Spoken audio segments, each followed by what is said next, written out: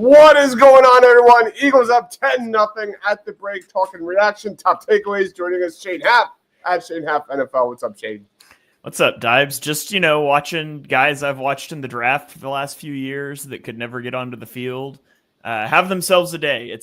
It does add some interesting elements to a meaningless game when you're into the draft as much as we are getting to watch some of these guys play. Yeah, for anybody like us, I actually enjoy watching these kind of things. It's like watching the NBA Summer League, or the equivalent of just watching these guys, these young players, take that next step. And most notably, Tanner freaking McKee, 190 yards in the first half, a touchdown. He's missed a couple, but overall, he's looked terrific. Shane, quick reaction to Tanner McKee in the first half. Yeah, McKee's looked really good. He's missed on a few passes. It seems like every pass is like a pretty bad miss, or it's just like perfect. And he's had a couple of bad misses. He had one that should have been picked there at the end. And, you're trying to force things into the sideline with no timeouts, whatever. But overall, I've been really surprised how much they've moved the pocket with McKee, because McKee is not a mobile guy. He ran like a 4.8 40 at his pro day, didn't run at the combine. He was like 25th percentile shuttle times, things like that. So he's not a mobile guy. You would think this is the style of offense I've been calling for the Eagles to run with Hurts for 2 years. They haven't.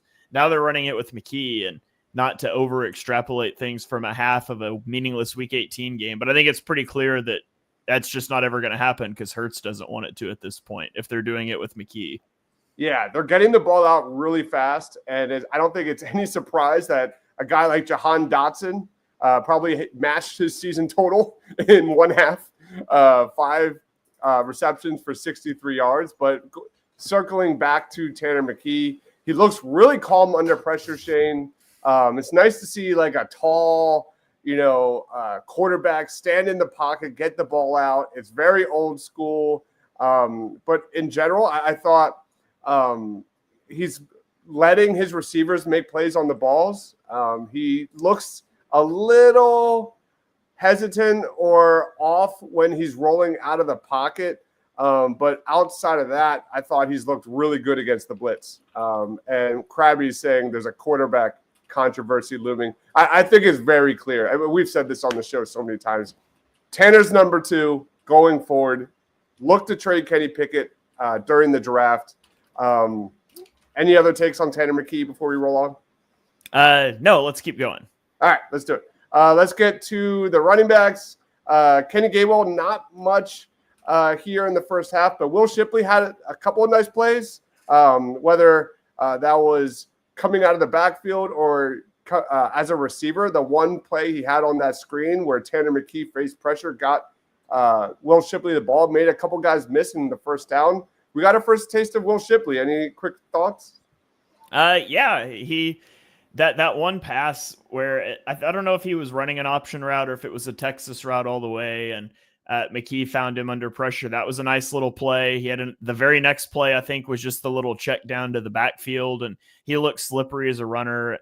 I would like to see him hand the ball to Shipley a little more, and maybe they're just not going to. Maybe they're just going to throw the ball a ton with McKee and see what happens. But I would like to see him a little more as a runner. He's a guy that I thought might, see a few carries here or there throughout the season and just never did. So I'm glad to see they're playing it safe with Gainwell too and getting Shipley on the field more. You're muted. Cameron says, how do you snap the ball over a 6'6" quarterback? The dude is Joel Embiid's height. Let's roll on to receivers. Dallas Goedert making an impact early in 2 or 3 possessions, 4 receptions, 55 yards. He did leave the game, I think, on that last couple of possessions. So he's probably done for the day, rightfully so. Outside of that, Anais Smith, Shane, is that his first touchdown? It has to be. Yeah, it is. It might be his first catch. No, they've thrown some screens to him, I think. But yeah, it was definitely his first touchdown. So, and it was a nice little play. Nice play for Anais Smith. I think Jahan Dotson's the guy to talk about here because, we've talked about this year, and maybe it wasn't wise to send what they sent for Jahan Dotson. I don't think it's that Dotson is a bad player, though. I think he's got some warts. I think that he has been bullied off the line and disrupted timing of a lot of players throughout the season that I've pointed out. But ultimately, I think his lack of productivity boils down to the Eagles are running the ball as much as anybody. And when they throw the ball, he's just behind Saquon Barkley, Dallas, Grant Calcaterra, A.J. Brown, Devontae Smith in terms of options. I really think if they're, and you know, that A.J. Brown missed a couple games, Devontae Smith missed a couple games, but I think if you needed Jahan Dotson to be your wide receiver too for a month of the season, I think he would have been fine. And I think you see that a little bit today. And yes, it's a bad Giants team, but they're playing their starters and they're trying to win. They won last week. And Dotson has had a solid day. And so I like that for him. Sometimes insurance policies, you pay the premium and you never have an accident. You don't reap the benefit. But I think he would be fine stepping in if he had to for a brief time. Yeah, I fully agree. It's not any critique on Dotson as a player. I think it's very clear he's the best receiver on the field right now, right there with Dallas Goedert. And the best receivers get the ball. That's where the targets are going. So, yeah. And, I mean, you have a quarterback that's getting the ball out fast. Love to see that. Look at all those different targets. That's also a great comment from Tech. We're used to seeing AJ and Devontae kind of take up the bulk of the targets. You got at least 4 players there with 4 more targets in the first half. Receiving, pretty nice. Yep. Dallas is done. I would imagine Calcaterra is pulled. I mean, I don't even know who would be coming in after that. Izoma's done. So EJ Jenkins, Jack Stoll. I'm not even sure who's active, to be honest. Yeah. Shipley runs hard, and I love it. It was a little bigger. Looks like a Pacheco. Jahan still gets open week in, week out. Let's go to defense real quick, and we'll wrap it up. Jeremiah Trotter needs to work on wrapping up. He's had some opportunities to make some big plays. Outside of that, I think Jordan Davis was fantastic. He's been in the backfield a couple times, getting a couple. He only has 1 tackle for loss, but I feel like there's more than that. What are your quick defensive takes? Yeah, Jordan Davis looked good. That 4th and 1 by Trotter, that's kind of everything that we talked about with Trotter during the draft. And I was actually trying to pull up my scouting report on him so I could read it because I know I said something to this effect. But I mean, he's got the smarts to shoot that gap, and he's not able to bring the guy down. And that was kind of everything that we talked about with him. Here's what I wrote in my scouting report. Keys on run plays quickly. Not the fastest guy, but when you combine his high IQ with his speed, he can easily get to the edge in the run game. And then on my weaknesses, leaves his field to make tackles, leads to a high missed tackle rate. And that was like everything in one play. He triggered downhill so fast, leaves his feet and ends up not making the stop. So you like to see him in the right spots. You can coach up tackling technique. If you're seeing the field that well, that's a good sign. Yep. Outside of that,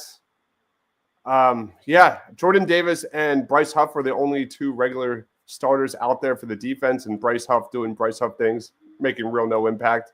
How about Sidney Brown? I'm getting really tired of Sidney Brown, man. I was such a fan of his coming out of the draft. The dude just plays completely out of control. And I'm at the point now where I want no more Isaiah Rodgers out there because he's a legit backup. Darius Slay gets hurt quite a bit.